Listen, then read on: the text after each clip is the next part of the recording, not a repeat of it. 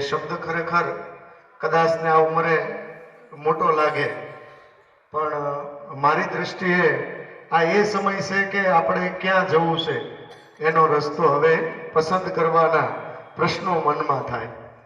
એટલે ધોરણ 10 અને 12 અભ્યાસ કરતા તળાજાના વિદ્યાર્થીઓને એવો તાલુકો છે કે શિક્ષણનું જાગૃતિ તો ખૂબ આવી ગઈ છે. આજે ઘરે ઘરે બધા જ શિક્ષિત છે, પરંતુ કેટલીક એવી જગ્યા છે કે જ્યાં આપણે પહોંચવા માટે ઘણીવાર આપણા વિચારો, આપણી જાણકારી અથવા તો આપણા કેટલીક બાબત એવી છે કે જે ખ્યાલ નથી. એટલે ટુ ધ પોઈન્ટ જે 10-12ના વિદ્યાર્થીઓ છે એ કેવા કેવા લાયકાતો મેળવી શકે એની વાત કરીશું. સેશન 2 આવશે આપણું, ત્યારે જાહેર સેવાઓ, સરકારી સેવાઓ, એ સરકારી સેવાના નિયમો, ભરતી પ્રક્રિયા અને એમાં પાસ થવા માટે એક અત્યારથી તમે મનમાં કેવી રીતે કરી શકો એવા બંને સેશનમાં વાત કરવાની છે. તો ધોરણ 10 પછી શું, અહીંયા બેઠેલા છે એમને એવું લાગે કે 10 પછી આર્ટ્સ, કોમર્સ કે સાયન્સ, ભાગ કેવા પાડીએ, ઓછા ટકા વધુ ટકા હોશિયાર.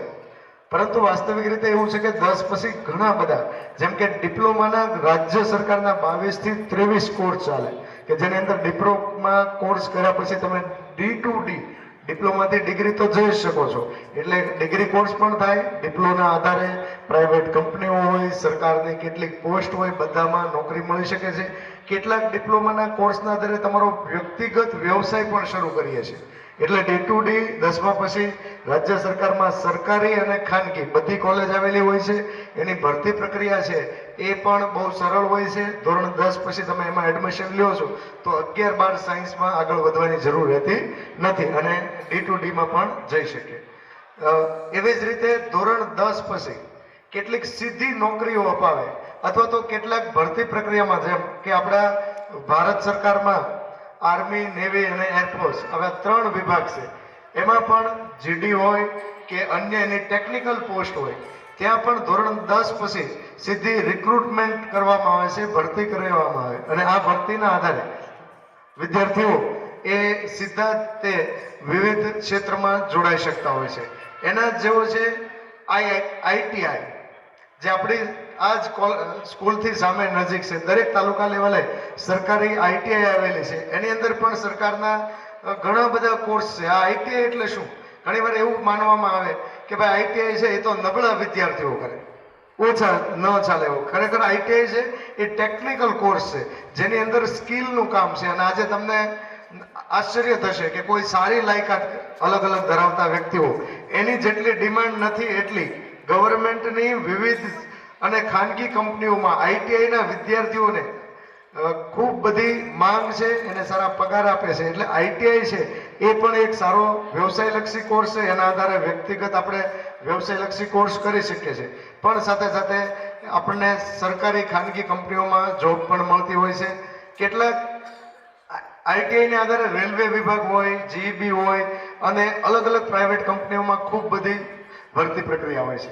એવી જ વસ્તુ ધોરણ 12 પાસ છે, કોઈ પણ વિભાગ હોય, એ આર્ટ્સ, કોમર્સ કે સાયન્સ, 12 પાસને આધારે જ્યારે ભરતી પ્રક્રિયાઓ થતી હોય ત્યારે વિદ્યાર્થીઓએ એ ધ્યાનમાં રાખવું પડે કે અહીંયા સામાન્ય રીતે જે તે બોર્ડ છે એ પરીક્ષાઓ, ફોરેસ્ટની ભરતી 2022માં સરકારે બહાર પડી હતી, એની ગઈકાલથી તે કોમ્પ્યુટર આધારિત પરીક્ષાઓ શરૂ થઈ ગઈ છે. દર વર્ષે ફોરેસ્ટ રિલેટેડ વન રક્ષક એટલે કે ફોરેસ્ટ ગાર્ડની ભરતી પ્રક્રિયા પણ હોય છે અને આ ભરતી પ્રક્રિયા છે એમાં ધોરણ 12 પાસની લાયકાત માંગે છે. અગાઉ તલાટી મંત્રી, ક્લાર્ક વિવિધ ભરતી પ્રક્રિયામાં માત્ર 12 પાસ લાયકાત માંગતા, પણ છેલ્લે સરકારના આયોજન મુજબ લાયકાતમાં સુધારો કર્યો છે અને હવે બધી જ લાયકાતો છે ક્લાર્ક બેઝની છે, એને મિનિમમ કોલેજ એટલે કે સ્નાતક લેવામાં આવી છે. એટલે 12 પાસ માટે અત્યારે જે ગુજરાત સરકારમાં ફિઝિકલ સ્ટાન્ડર્ડ વાળી ભરતીઓ જ રહી છે કે જેની અંદર તમે શારીરિક કસોટીઓ પણ લેવાય અને તેનાથી થાય. આપણે જાહેર પરીક્ષાઓની વાત કરવાની છે, પણ 12 પછી અલગ અલગ એવી ભરતી પણ આવે જે કેન્દ્ર સરકારમાં હોય. જેમ કે ધોરણ 10 માટે હું વાત કરું છું કે એસએસસી આવે, જેમ ગુજરાતમાં ભરતી બોર્ડ હોય એમ આખા કેન્દ્ર સરકારનું સ્ટાફ સિલેક્શન કમિશન આવું એક ભરતી બોર્ડ છે, જે પહેલા તો જીડી એટલે કેન્દ્ર સરકારના સીઆઈએસએફ, બીએસએફ, આઈટીબીપી SSB આવી અલગ અલગ અર્ધ સરકારી દળો આવ્યા છે. આની અંદર કોન્સ્ટેબલ જીડી તરીકે ભાઈઓ અને બહેનો બધાની ભરતી થાય. કોન્સ્ટેબલ જીડી તરીકે એની શારીરિક કસોટી હોય અને લેખિત કસોટી હોય, બંને હોય. એવી જ રીતે ધોરણ 10 પાસ માટે મલ્ટીટાસ્કિંગ સર્વિસ એવી એક 10 પાસ ઉપર SSC GD પરીક્ષા લેશે. ખૂબ મોટા પાયા હોય છે. હમણાં 50,000 થી વધુ SSC GD ની ભરતી પ્રક્રિયા શરૂ છે. દર વર્ષે સરકાર SSC GD દ્વારા MTS અને GD ની અલગ અલગ પરીક્ષાઓ લે છે અને આ પરીક્ષાઓ છે એ ધોરણ 10 પાસ વ્યક્તિ આપી શકે છે. એના માળખા ક્યાં જાવ છો, બીજો વ્યક્તિ મળે એ પણ પૂછે કે આ કૂતરું લઈને ક્યાં જાવ છો. હવે ત્રીજો વ્યક્તિ એનું જ વાક્ય બોલે અને આપણને ચિંતા થાય, શંકા થાય, તણાવ આવે કે ભાઈ ખરેખર હું કૂતરું લઈને જાઉં છું, ખરેખર હોય છે એ બકરી જ. તો આપણે હાચા જ છીએ પણ પેલો જે તણાવ છે એ આપણને અસર કરે છે. તો પરીક્ષામાં પણ આપણને આવું થાય છે કે ભાઈ કેટલાક પ્રશ્નો એવા હોય છે કે આનો જવાબ આ જ આવે છે પણ નહીં, આ લખ્યો હોય તો વધારે સાચો હશે. ખરેખર પહેલો જવાબ છે એ સાચો જ હોય છે પણ એ તણાવ, એ શંકા એ આપણને અસમંજસમાં મૂકે છે. તો ચાલો આપણે તણાવના નિવારણમાં જેમણે પોતાનો બહોળો અનુભવ છે એવા ક્લાસ 1 ઓફિસર, સાયકાટ્રિસ્ટ એટલે કે મનોચિકિત્સક તરીકે જેઓ તળાજા, મહુવા અને ભાવનગરની સર્ટી હોસ્પિટલમાં પોતાની સેવા આપે છે, પોતાની ફરજ બજાવે છે. તળાજા તાલુકાના વિદ્યાર્થીઓનો અભ્યાસ કરીને તણાવ અને પરીક્ષા સંદર્ભેમાં, પરીક્ષામાં મુશ્કેલીઓ છે એના સંદર્ભેમાં પોતાનું સંશોધન કાર્ય કરી રહેલા હું ડોક્ટર માનસંગ ડોડિયા સાહેબને વિનંતી કરીશ કે તેઓ તણાવ અને પરીક્ષાલક્ષી આપણને સમય સંજોગોને ધ્યાનમાં લઈને વાત રજૂ કરે. ડોક્ટર માનસંગ ડોડિયા સાહેબ.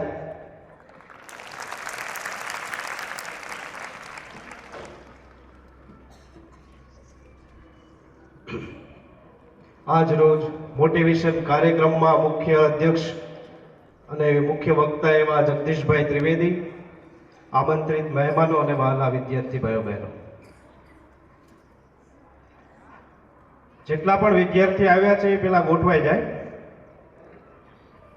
હવે મોટિવેશન કાર્યક્રમ રાખ્યો છે પરીક્ષાને સંદર્ભે. તો બોર્ડની પરીક્ષા આપતા વિદ્યાર્થી અને વિદ્યાર્થીની કેટલા ઊંચો વાત કરશે? ઓકે, મોટા ભાગના છે. મેક્સિમમ. સરસ. તો સ્ટ્રેસ કે તણાવ, માનસિક તણાવ એ કોઈ પણ માણસ પોતાના જીવનના તબક્કામાં અનુભવ કરતા હોય તો સ્ટ્રેસ કે તણાવ કોને કહેવાય? સ્ટ્રેસ, તણાવ, ચિંતા અલગ અલગ નામ છે. તો કોઈ પણ જીવનનું કાર્ય કે કોઈ પણ ઘટના બને અને ત્યારે શારીરિક કે માનસિક લક્ષણો અનુભવાય એને સ્ટ્રેસ કે તણાવ નામ આપતા હોઈએ. જો આ લક્ષણો કેવા હોય તો શારીરિક લક્ષણોની વાત કરીએ તો ચીડચીડિયો સ્વભાવ, થાક વધારે લાગી જાય, બેચેન રહેવાય, માથામાં ધમધમ ધબકારા, માથાનો દુખાવો થઈ જાય, ધબકારા વધી જાય, માનસિક રીતે તાણ અનુભવાય, બેચેન થઈ જવાય, વિચારો ફર્યા કરે, આવા ચિંતાના લક્ષણો અનુભવાતા હોય. હવે કોઈ પણ માણસ એવો દાવો ના કરી શકે કે એ સ્ટ્રેસને અવોઇડ કરે કે દૂર કરે. સ્ટ્રેસ એ જીવનનો ભાગ છે, એને આપણે સારી રીતે મેનેજ કરી શકીએ, એને અવોઇડ ના કરી શકીએ. માણસ જીવનમાં પૈસા, દોલત, સારા લક્ઝરિયસ બંગલો હોય, મર્સિડીઝ કાર હોય તો પણ એમના જીવનમાં સ્ટ્રેસ આવી શકે છે. હું સિમ્પલ એક ઉદાહરણ સાથે સમજાવું. 1970માં મહાન ગાયક, અમેરિકન સિંગર એલ્વિસ પ્રેસ્લીનું નામ કદાચ બધાએ સાંભળ્યું હોય. તો એ એમના સમયમાં એમની પાસે હીરાજડિત કાર, પ્રાઇવેટ જેટ અને એ સવારે બાલ્કનીમાં જગે તો એમને 1000 થી 1200 માણસો એમને ખાલી સ્પેશિયલ જોવા માટે આવતા અને એની કોન્સર્ટમાં હજારોની સંખ્યા માણસો આવતા. તો પણ એમને 30 વર્ષની ઉંમરે એમના પર્સનલ સેક્રેટરીને કહેલું કે મને જીવનમાં એકલતાનો અનુભવ થાય અને એલ્વિસ પ્રેસ્લીએ 32 વર્ષની ઉંમરે આત્મહત્યા કરી. જ્યારે બીજું ઉદાહરણ આપું, મીરાબાઈ. તો મીરાબાઈ વૃંદાવન રાજપાટ છોડીને વૃંદાવનમાં કૃષ્ણ ભગવાનની ભક્તિ કરવાની શરૂઆત કરી. એમની પાસે દોલત કે કોઈ લક્ઝરિયસ બંગલોઝ નહોતા, પણ એમને એક ભજન લખ્યું, પાયોજી મેને રામ રતન ધન પાયો. અને ભારતના 500 થી વધારે વિદ્યાર્થીઓ એ મીરાબાઈના ભજન ઉપર પીએચડી કરી અને પોતાનું ગુજરાન ચલાવે. અને એ ભજનનો મતલબ એવો થાય કે મારી પાસે કશું જ નથી છતાંય મારી પાસે બધું જ છે. તો આવા સ્ટ્રેસના અનુભવ થાય તો મોટાભાગે વિદ્યાર્થીઓની અવારનવાર ફરિયાદ કેવી હોય તો મોટાભાગે એવી ફરિયાદ હોય કે જેવું મારા હાથમાં પેપરમાં આવે એટલે બધું ભૂલાઈ જાય. ગમે તેટલું વાંચવું હોય પણ જેવું પેપર હાથમાં આવે એટલે બધું જ ભૂલાઈ જાય. કાં તો પછી જે પણ વાંચતા હોય ને એ વાંચે યાદ જ ના રહે. કાં તો વાંચવા બેસે એટલે મગજમાં એના વિચારો એટલા હેરાન કર્યા કરે કે એ વાંચવામાં એનું મન જ ના લાગે. વારંવાર આવા વિચારો હેરાન કરે. કાં તો પછી પરીક્ષામાં જેવું પેપર હાથમાં આવે એટલે જેટલા ક્વેશ્ચન હોય ને એ કહેવાથી એક ક્વેશ્ચન સ્કીપ થઈ જાય. કાં તો એક ક્વેશ્ચનનો જે જવાબ લખવાનો હોય ને એક ક્વેશ્ચનનો જવાબ છે ખોટો લખાઈ જાય. આપણી વચ્ચે અત્યારે તળાજાના ધારાસભ્ય શ્રી ગૌતમભાઈ ચૌહાણના પ્રતિનિધિ તરીકે એમના દીકરા ગૌરવભાઈ છે આવી રહ્યા છે. એમનું આપણે સ્વાગત કરીએ છીએ. સરતાલપરના સરપંચ નરેશભાઈ વેગડ, પ્રમુખ પોલીસ સેના પ્રમુખ ઝવેરભાઈ ચુડાસમા આવી રહ્યા છે. આપણે એનું સ્વાગત કરીએ છીએ.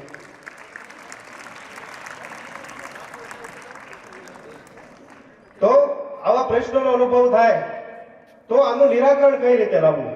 તો નિરાકરણ વાત કરતા પહેલા સૌથી પહેલા આજે મેન કારકિર્દી કઈ રીતે પસંદ કરી એનો સેમિનાર રાખ્યો. તો કારકિર્દી વિદ્યાર્થી મિત્રો 3 થી 4 વસ્તુને આધારે આપણે કરતા હોઈએ છીએ. તો સૌથી પહેલો આવશે ઇન્ટરેસ્ટ, કે જે પણ કારકિર્દી આપણે પસંદ કરી એમાં આપણો રસ ઇન્ટરેસ્ટ તો છે કે નહીં. હવે ઇન્ટરેસ્ટ અને સ્યુડો ઇન્ટરેસ્ટ બંને અલગ વસ્તુ છે. દાખલા તરીકે કોઈને ગાવાનો શોખ હોય અને એ એમનું કેરિયર કારકિર્દી બનાવે પણ એમાંથી પૈસા કે મોટું નામ ના બનાવી શકે તો એને કારકિર્દી માટે ના લઈ શકાય. તો પહેલી વસ્તુ આવશે ઇન્ટરેસ્ટ. બીજી વસ્તુ કે અત્યારથી લઈને આવતા 15 થી 20 વર્ષ પછી એમની કેવી ડિમાન્ડ છે, જે આપણે બ્રાન્ચ સિલેક્ટ કરી માર્કેટ વેલ્યુ કેટલી છે તો એના આધારે. બીજી વસ્તુ આવશે કે જે પરીક્ષા આપણે આપવા જઈ રહ્યા છે એમાં કોમ્પિટિશન કેટલી છે. ત્રીજી વસ્તુ આવશે કમ્પેબિલિટી, કે જે પણ પરીક્ષા આપણે આપવાના છીએ એમાં આપણી પોતાની કમ્પેબિલિટી, આપણી પોતાની ક્ષમતા કેટલી છે, આપણે એમાં ટકી શકવા માટે સક્ષમ છીએ કે નહીં. એ કોમ્પિટિટિવ પરીક્ષામાં જેટલા પણ વિદ્યાર્થી પરીક્ષા આપશે એમાં હું ટકી શકીશ, એમાં સિલેક્ટ થઈ શકશે તો એ ક્ષમતા જોવાની. અને ચોથું ઇન્ટરેસ્ટ. તો આ 4 વસ્તુના આધારે છે કેરિયર સિલેક્ટ કરતા હોય. અને ત્યારે તણાવનો અનુભવ થાય ત્યારે તુલસીદાસ રામાયણમાં એક દોહા સાથે સમજાવે કે ખરાબ કોઈ પણ વિકટ પરિસ્થિતિ આવે તો વિકટ પરિસ્થિતિમાં કઈ રીતે સામનો કરવો. તો તુલસી અસમય કે સખા, ધીરજ ધર્મ વિવેક, સાહસ સાહિત્ય સત્યવ્રતા, રામ ભરોસો એક. તુલસીદાસ એવું કહે છે કે વિકટ પરિસ્થિતિમાં કેવા મિત્રો હોવા જોઈએ.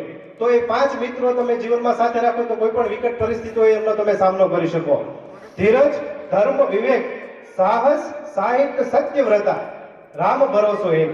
ધીરજ મતલબ કે જીવનમાં હંમેશા ધીરજ રાખવી જોઈએ. ડોક્ટર સાહેબ જ્યારે ઇમરજન્સીમાં ઓપરેશન કરતા હોય તો ઓપરેશનમાં એ આપણો ફાફડો ના થઈ જાય. એ કોઈ પણ ઇમરજન્સી કે એને શાંતિપૂર્વક ધીરજપૂર્વક લઈને હેન્ડલ કરે એટલે એમનું એ કામ પાર પડી અને ઇમરજન્સી હોય તો પણ એ ઓપરેશન સફળ થઈ જાય. તો કોઈ પણ કાર્ય ધીરજપૂર્વક કરવું જોઈએ. બીજી વસ્તુ આવશે ધર્મ. ધર્મ દાખલા તરીકે બરફનો એક ટુકડો છે, એમનો ધર્મ શું છે તો કે શીતળતા આપવાનો, ઠંડક આપવાનો. તો વિદ્યાર્થી કાળ દરમિયાન વિદ્યાર્થીનો ધર્મ છે એ ભણવું, એટલે વાંચન આવશે. તો વાંચન કરતા રહેવું જોઈએ. ત્રીજી વસ્તુ આવશે વિવેક. વિવેક એટલે કે વિવેકપૂર્ણ વ્યવહાર કરવો. એમાં આપણી પોતાની આદતો આવી જાય. અમુક આદતો એવી છે કે વિદ્યાર્થી કાળ દરમિયાન આપણે કેળવવી જોઈએ અને અમુક આદતો એવી હોય કે આપણે વિદ્યાર્થી કાળ દરમિયાન છે એને ના કેળવવી જોઈએ. તો કેવી આદતો હોવી જોઈએ? કસરત પ્રાણાયામ રોજે કરવા જોઈએ. એટલીસ્ટ 30 થી 40 મિનિટ રોજ ના કરી શકો તો એટલીસ્ટ 2 દિવસે એકવાર છે કસરત તો કરવાની જ. બીજી વસ્તુ આવશે કે ટાઈમસર સુવાની આદત. ગમે તેટલી પરીક્ષા કેમ નજીક હોય, ઊંઘ તમારી છે રેગ્યુલર હોવી જોઈએ. તમારો સુવાનો સમય અને તમારો જાગવાનો સમય ફિક્સ હોવો જોઈએ. તમે 11 વાગે સુઈ જતા હોય તો 11 ના ટકોરે સુઈ જવાનું, ગમે એટલું વાંચવાનું બાકી હોય. અને ટાઈમસર સુવાથી ઊંઘ પૂરી થાય તો મગજમાં જે રસાયણો બનવાનો હોય યાદશક્તિ માટે, યાદશક્તિના રસાયણો બનશે એટલે તમારી મેમરી છે એ પાવરફુલ થાય. અને તમારો ખોરાક છે એ સાત્વિક હોવો જોઈએ. હોસ્ટેલમાં હોય કે ઘરે હોય સાત્વિક ખોરાક લેતા હશે, લીલા શાકભાજી ફળોનું પ્રમાણ વધારે રાખવાનું જેનાથી સાત્વિકનું પ્રમાણ વધે. અને વ્યસન ના કરવું એ પણ એક સારી આદત છે. તો વ્યસન પણ વિદ્યાર્થી કાળ દરમિયાન વ્યસન ના કરવું જોઈએ. એના વિશે આપણે ડિટેલમાં લઈ જઈએ. પછી કેવી આદતો ન કેળવવી જોઈએ. દાખલા તરીકે વિદ્યાર્થી કાળ દરમિયાન મોબાઈલમાં તમે ગેમ જ રમ્યા કરો ને એ આદત તમારું વ્યસન બની જાય તો એના ગંભીર પરિણામો આવે. તો એ આદત તમારે ના કેળવવી જોઈએ. ખોટો ટાઈમ પાસ કરવો કે પછી ખોટી મોબાઈલમાં તમારે ઓનલાઈન ઇન્ટરનેટ વધારે પડતો વપરાશ કરવો, તો એ ખોટી આદતો છે જેનો તમારે ત્યાગ કરવો જોઈએ. સાહસ મતલબ કે કોઈ પણ વિકટ પરિસ્થિતિમાં તમારે નીડર રહી અને એમનો સામનો કરવો. તો હું તણાવ કે સ્ટ્રેસ મેનેજમેન્ટની જ્યારે વાત કરું ત્યારે તમારે એવું સમજવાનું કે કોઈ પ્રતિકૂળ પરિસ્થિતિ છે, ખરાબ પરિસ્થિતિ, તો એમાં તમારે હકારાત્મક વલણ રાખીને એમનો સામનો કરવો. એ આધારે તમારે 3 વસ્તુનું ધ્યાન રાખવાનું. પ્રતિકૂળ પરિસ્થિતિ આવે, પહેલું આવશે હકારાત્મક વલણ, બીજું આવશે ધીરજ અને ત્રીજું ભગવાનમાં શ્રદ્ધા. તો પણ પ્રતિકૂળ પરિસ્થિતિ હોય એમનો તમે સામનો કરી શકો. એક દાખલા તરીકે આ વૃક્ષ હોય એમાંથી દિવાસળીની પેટી બને અને એ એક દિવાસળીનું જો બોક્સમાંથી એક દિવાસળી સળગે તો ઘણા બધા વૃક્ષને બરબાદ કે નાશ કરી નાખે. મારો કહેવાનો તાત્પર્ય એવો છે કે જીવનમાં કે આપણું જો હકારાત્મક વલણ હોય અને એક નેગેટિવ થોટ્સ આવે, એક નકારાત્મક વિચાર છે આપણા મગજના હકારાત્મક વલણને ખતમ કરી નાખતો હોય, તો એ વસ્તુનું તમારે ધ્યાન રાખવું જોઈએ. આપણો એટીટ્યુડ હંમેશા પોઝિટિવ હોવો જોઈએ. એટીટ્યુડમાં હું 3 વસ્તુનું કહું એટલે આખું આપણો હકારાત્મક આપણું વલણ આવી જશે. આપણા અભિગમ, આપણી ટેવો કે જે તે ઘટના માટે આપણા વિચારો કેવા છે એના આધારે આપણો ટ્રેસ જોડાયેલો છે. તો આપણો અભિગમ, આપણો એટીટ્યુડ પોઝિટિવ હશે તો આપણે એમનો સામનો સારી રીતે કરી શકશું. તો 3 વસ્તુના આધારે થશે. આપણા વિચારો, થિંક થોટફુલી, આપણે જે પણ વિચારીએ છીએ લોજિકલી અને થોટફુલી વિચારીએ. સ્પીક થોટફુલી, અને જે પણ બોલીએ એ સમજી વિચારીને બોલીએ. અને એક્ટ પર્પઝફુલી, કે જે પણ કામ કરીએ આપણે હેતુસર કરીએ, તો આપણો એટીટ્યુડ છે એ ઓટોમેટિક રીતે હકારાત્મક થઈ જાય. સત્યવ્રતા, કે જે પણ આપણે રૂટીન એક્ટિવિટી કરતા હોય, રૂટીન કામ કરીએ તો સત્યનું હંમેશા પાલન થવું જોઈએ. અને રામ ભરોસો, એક કે આ બધી વસ્તુ આપણે જે પણ કરીએ છીએ એમાં ભગવાન પર શ્રદ્ધા હોવી જોઈએ. તો આ 5 વસ્તુને આપણે ધ્યાનમાં રાખીએ તો જીવનમાં કોઈ પણ વિકટ પરિસ્થિતિ હોય એમનો સામનો કરી શકીએ. બીજું આવશે વિદ્યાર્થી કાળ દરમિયાન ટાઈમ મેનેજમેન્ટ. પ્રાથમિક વસ્તુને પ્રાથમિકતા આવવી એ ટાઈમ મેનેજમેન્ટનો પહેલો ગુણધર્મ છે. દાખલા તરીકે કોઈ ઇમરજન્સી કામ હોય, ઘરમાં કોઈ કામ પડ્યું, ઇમરજન્સી આવી તો આપણે તાત્કાલિક કરવું પડે, ત્યારે બની શકે આપણે વાંચન મૂકવું પડે, તો એ કામ આપણે તાત્કાલિક કરવું જરૂરી છે. અમુક એવા કામ હોય જે નોન ઇમરજન્સી હોય, જે તાત્કાલિક કામ ન હોય, તો આપણે એને ઇમરજન્સી કામમાંથી હટાવી શકીએ.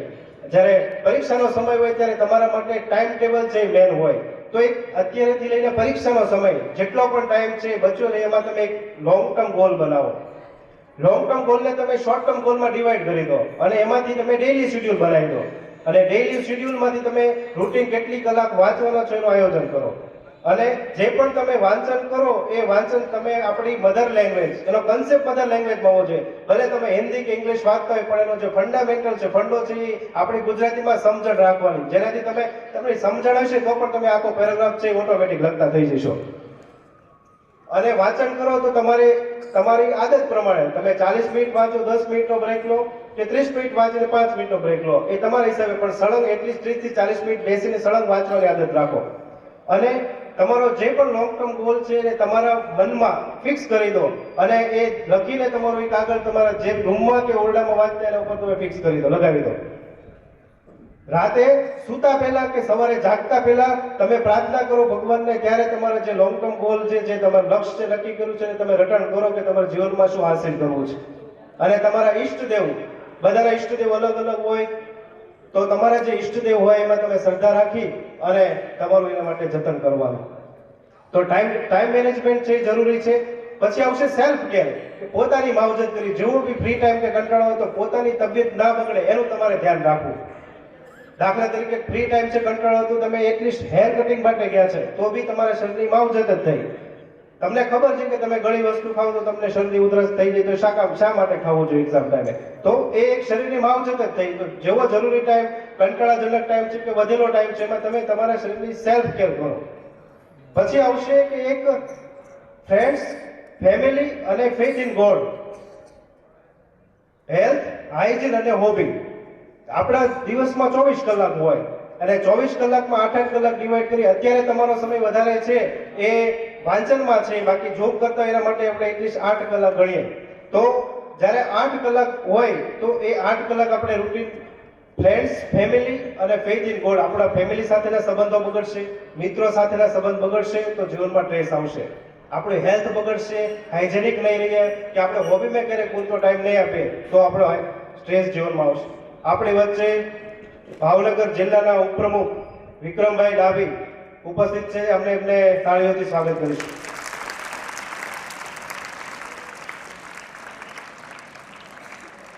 તો સામાજિક રિલેશન, મિત્રો સાથેના રિલેશન બગડશે તો જીવનમાં સ્ટ્રેસ આવશે. એટલે આ બેલેન્સ પણ સાથે સાથે જરૂરી છે. જીવનમાં સારા મિત્રો રાખો કે તમારે જો ફ્રી ટાઈમ છે તમે એક ચેપ્ટર એને ભણાવી દો, એ એક ચેપ્ટર તમને ભણાવી દે તો તમારે 2 ચેપ્ટરનું કામ ઓટોમેટિક થઈ જાય. તો આ સામાજિક રિલેશનની વાત કરી, સેલ્ફ કેરની વાત કરી અને અંતમાં કૃષ્ણ ભગવાને ગીતામાં એક સરસ પંક્તિ કહી છે કે જ્યારે કોઈ પણ માણસ કે વ્યક્તિ જીવનમાં કોઈ પણ કાર્ય કરવા માટે દૃઢ સંકલ્પ કરે છે ત્યારે પર્વત જેવી મુસીબતો પણ રાય સમાન થઈ જાય છે. એમના જીવનમાં આવતી કોઈ પણ મુશ્કેલીઓ કે બાધાઓ છે એ એમને રોકી શકતી નથી. જ્યારે એક નાનું એવું ઝરણું બહાર નીકળવાનો સંકલ્પ કરે ત્યારે ચટ્ટાનોને તોડીને પણ એ ઝરણું બહાર નીકળે છે. જ્યારે નાનું એવું બીજ સંકલ્પ કરે ઉગવાનું ત્યારે પથરાળી જમીન પણ તોડીને એ બહાર ઉગી નીકળે છે. મનુષ્યના મનમાં અસંખ્ય શક્તિઓ ભરેલી છે અને આ બધી શક્તિમાં સંકલ્પ શક્તિ મહાન છે. જ્યારે કોઈ પણ માણસ સંકલ્પ કરે છે ત્યારે જે અસંભવ વાળી વસ્તુ હોય પણ સંભવ થઈને છે એ બની રહે છે. આ મોટિવેશન કાર્યક્રમમાં મને બોલવા માટે તક આપી એ બદલ સમસ્ત મેનેજમેન્ટ ટીમનો હું આભારી છું. ભારત માતા કી જય. તણાવમાંથી બહાર આવવા માટે અને પરીક્ષાલક્ષી માર્ગદર્શન આપ્યું એટલા માટે સાહેબ શ્રીનો આભાર. આપણું લોક સાહિત્ય કંઈક કેવું છે, કાઠિયાવાડમાં કોકદી તું ભૂલો તો પડ ભગવાન, તું થાને મારો મોંઘેરો મહેમાન, તને સર્ગ ભૂલાવું શામળા. આપણું લોક સાહિત્ય આવું કહે છે. કાર્યક્રમને આપણે પહેલા સેશનની શરૂઆત કરી દીધી છે. સમય સંજોગોને ધ્યાનમાં લઈને કાર્યક્રમ આપણે આગળ વધારી રહ્યા છીએ. ફરી વખત પધારેલ સર્વ મહેમાનશ્રીઓ, વિદ્યાર્થી મિત્રો અને વાલીગણ તથા ભાઈઓ બહેનોનું હું શૈલેષ શારોડિયા આપ સર્વને આવકારું છું. લોક સાહિત્યની આપણે વાત કરતા હતા તો લોક સાહિત્યના એક આગવી ઓળખ છે. એમાં દુહાસન, હાસ્ય એ બધું સમાયેલું છે. તો એ સાહિત્યની ઓળખ અને આપણી જ વચ્ચે જ્યારે હાસ્ય સમ્રાટ ઉપસ્થિત હોય તો હું વિનંતી કરીશ રમણીકભાઈ ધાંડલાને કે તેઓ આવે અને પોતાનું વક્તવ્ય વિષયને નથી કેવી આજ રસિક શણગારની વાતો, પુરાણી પોથીઓ ખોલી પ્રભુ અવતારની વાતો. નથી કેવી શ્રીમંતોના સુખી સંસારની વાતો, કારણ કે જમાનો માંગે છે આજ સબળ શિક્ષણ અને સંસ્કારની વાતો.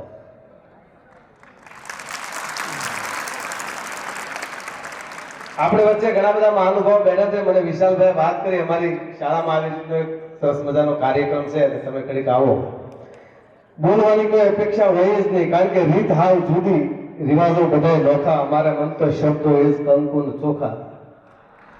પણ આવું જયારે સુંદર મજાનું એમાં આ આપણું તળાજાની ભૂમિ, જ્યાં ભગત અમરસિંહ, જ્યાં નાચ્યો દેહમાન સંપદા પામ્યો, જ્યાં સુદામો વીર ગાંધી અને દયાનંદ, જ્યાં જન્મા સતી અને સંતનો જ્યાં વિસામો, અરે ગાનો ગામ ઉભા સ્તંભ પોતાડતા શોરના ગુણની ગાંઠ વરણી, એવી ભારતીય ભૂમિની વંદુ તને આવડી ધન્ય હો ધન્ય આ ભારત ભૂમિ. આની તાકાત, આની તાસીર કેવી છે આ ભારતની ભૂમિમાં. હું તમે જ્યાં આજ શિક્ષણની વાતો, સંસ્કારની વાતો જ્યાં લઈ રહ્યા છીએ. હમણાં ભાઈ વાત કીધું લોક સાહિત્યની વ્યાખ્યા કરવી હોય ને તો અભણ બોલે અને ભરોનો હાથો એને લોક સાહિત્ય કહી આપણે. ગામડાનું ભોળ પણ બોલે અને શહેરની બુદ્ધિને ગુમરે નાખી દે લોક સાહિત્ય કહીએ આપણે. આ જે લોક સાહિત્ય છે આપણા સૌરાષ્ટ્રના ચોટીલાના ઝવેરચંદ મેઘાણી, આપણા મજાદરના કાગ બાપુ, દુલાભાયા કાગ, ગામડા ખૂંદી ખૂંદીને જે લોક સાહિત્યની જે વાતો ભેગી કરી છે એમાં મેઘાણી સાહેબને કોઈ મુંબઈમાં પ્રશ્ન કર્યો છો આ લોક સાહિત્ય આ તમારું જે કહે છે એ અમારે વિદેશની ધરતી સુધી લઈ જવું હોય તો શું કરવું પડે? એટલે મેઘાણી સાહેબે ટૂંકમાં કીધું કે ભાઈ આ લોક સાહિત્ય છે ને એ ગુજરાતીમાં જ શોભે. હિન્દી આપણી રાષ્ટ્રભાષા, ગુજરાતી આપણી માતૃભૂમિ, માતૃભાષા. ગુજરાતી છે ને એ મારી તમારી માં છે, અંગ્રેજી છે એ માસી છે, વિરોધી નથી. પણ ગુજરાતી છે એ મારી તમારી સાડી પહેરેલી માં છે અને અંગ્રેજી છે કટમીની પહેરેલી માસી છે, પણ જરૂરિયાત છે. હા, ગુજરાતી છે એ મારી તમારી આંખો છે, અંગ્રેજી છે એ ચશ્મા છે. વાત હું તમને આ લોક સાહિત્યની કરું. એટલે મેઘાણીને પ્રશ્ન પૂછો કે આ લોક સાહિત્ય અમારે વિદેશની ધરતી સુધી લઈ જવું હોય, મારા વિદેશનો હશે, અમેરિકાનો હશે, તો એને કીધું કે અમારે શું કરવું પડે? ત્યારે મેઘાણી સાહેબે કીધું કે આ વાત જે ગુજરાતીમાં છે એનું તમે અંગ્રેજીમાં જો ટ્રાન્સલેશન કરી શકો તો તમે લઈ જઈ શકો. તો તમે અંગ્રેજીનું ગુજરાતીમાં એક મને દુહો કે સંત સંભળાવ્યું, એનું અંગ્રેજીમાં ટ્રાન્સલેશન કરી નાખ્યું.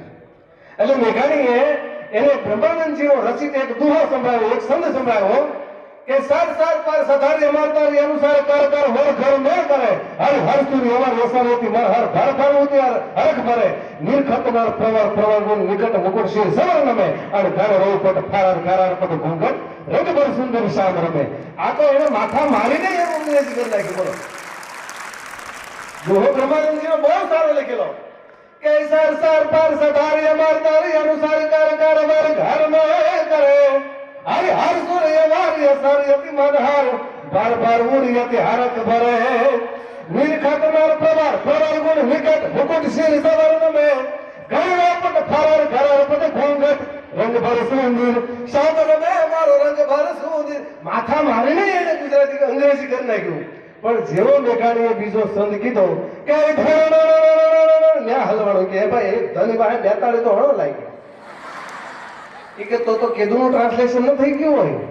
मोह ये वंदन की धरती है, ये अभिनंदन की धरती है, ये अर्पण की भूमि है, ये तर्पण की भूमि है. इसकी नदी नदी हमारे लिए गंगा है, इसकी नदी नदी हमारे लिए गंगा है, इसका कंकर कंकर हमारे लिए शंकर है. हम जिएंगे तो भारत के लिए और मरेंगे तो भारत के लिए. और मरने के बाद भी गंगा जल में बहती हमारी अस्थियों को कोई कान लगाकर सुनेगा, एक ही आवाज आएगी, भारत माता की जय, भारत माता की जय. આમાં બધું આવે. હમણાં વર્ગમાં મેં છોકરાને પ્રશ્ન પૂછ્યો, બેટા લેશન કેમ નતો લાવ્યો? મને કે સાહેબ લાઈટ નહોતી. અરે મેં કીધું ગાંડા મીણબત્તી કરીને લેશન તો કરવું જોઈએ ને. મને કે સાહેબ મીણબત્તી કેમ કરું? બાકસ નહોતું. મેં કીધું તારા ઘરમાં બાકસ ન હોય? મને કે બાકસ હતું પણ મંદિરમાં હતી. મેં કીધું તો મંદિરમાંથી લઈ આવાય, પછી પેટાવીને પછી લેશન કરાય. મને કે સાહેબ નાયો નહોતો. અરે મેં કીધું તારે નાય ન લેવું જોઈએ? મને કે સાહેબ ટાંકામાં પાણી નહોતું. અરે મેં કીધું પણ તો તારે ટાંકો ભરી લેવો જોઈએ ને? કે સાહેબ પહેલા કીધું લાઈટ નહોતી. ફેરવી ત્યાં લાવ્યો. એટલે સાહેબ વાતો એની રહી, વાતો કઠણાઈ ઘણી વીક તાળીઓ હોટલો કાઢવા પછી રાત્રિ કાઢ્યું ભરી ગયા ઢોરને રહી ગઈ હાળ્યું કોરો થયા કાને વેસાઈ ગયું વાળ્યું રોકાણા રાત નથી હોટલો ભૂખમાં ધોરફડે ગાંઠિયા ફાકડે કમરામાં વાણિયા લેણાને તાકડે. દોડેલા સમયમાં દીકરીઓ વરે નહીં, કાળના સમયમાં કામ કોઈ કરે નહીં, ખંડેરા ભીતને ગાય કોઈ કરે નહીં, તાળા તૂટી ગયા પછી નાવડા કરે નહીં, બળીને રાખતો રાખે બળે નહીં, હળીને લોટતો લોટકા હરે નહીં, ભોયના નાકામાં હાંડલા કરે નહીં. આનું આખો આવો આ મોતથી મરેલી. સાહેબ એટલે વાત જયારે શિક્ષણની આવે, વાત જયારે સંસ્કારની આવે, એક જ નાનકડી વાત. એક બાજુ તમે સિકંદરને લઈ લો, પોરસ રાજાની સાથે જીતી જાય, પોરસને બુદ્ધિમાન બનાવે અને પોરસને એમ કે મારે તારી સાથે કેવું વ્યવહાર કરવો જોઈએ. તો પોરસ રાજા એમ કે એક રાજા બીજા રાજા સાથે જેવો વ્યવહાર કરે ને એવો વ્યવહાર તમારે મારી સાથે કરવો જોઈએ. સાહેબ એ પોરસને પોતાના સિંહાસનમાં સાથે બેહાડ્યો. આ જ વાત તમે પૃથ્વીરાજ ચૌહાણમાં વ્યાજ આવો તો ઘોડીશાહને 17 વખત હરાવ્યો, 18મી વખત ઘોડીશાહ જીતી ગયો. ત્યારે પૃથ્વીરાજ ચૌહાણે એમ જ કીધું કે 17 વાર તને મેં જાતો કર્યો, તારે મને જવા દેવો જોઈએ. ત્યારે ઘોડીશાહે કીધું એવું શિક્ષણ મને આપવામાં આવ્યું જ નતું. સાહેબ એક પણ વાર પૃથ્વીરાજ ચૌહાણને માફ નતો કર્યો. અને આયા સિકંદરે પોરસને પોતાની બાજુમાં મૂકવાનું કારણ શું? સિકંદરનો ગુરુ એરિસ્ટોટલ હતો. સાહેબ જેને ગુરુની અસર હોય, જેને આવા સારા વક્તાઓ મળ્યા હોય, સારા ગુરુજનો મળ્યા હોય, ત્યારે આ ભારતની ભૂમિની વંદુ તને આવડી થઈને હોય. તેને સૌરાષ્ટ્ર ધોની આપ સૌ મારા